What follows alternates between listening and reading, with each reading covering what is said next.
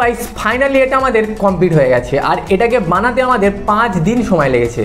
হ্যাঁ গাইস, এটা দেখতে খুব সোজা কাজ হলেও এটা মোটেও সোজা কাজ ছিল না। আর এটাকে জ্বালাতে আমাদের জাস্ট 5 সেকেন্ড সময় লাগবে।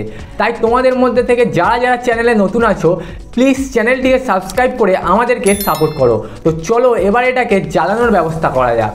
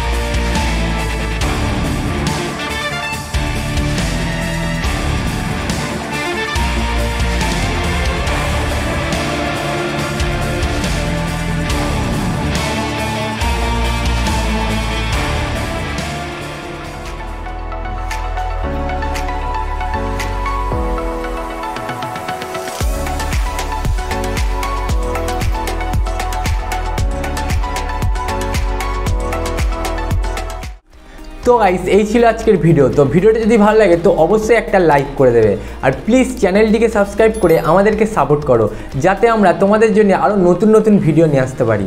তো প্লিজ সাবস্ক্রাইব করে দিও। তো আজকের মতো এখানেই শেষ করছি, আবার দেখা হচ্ছে আরেকটা নতুন ভিডিওর সাথে।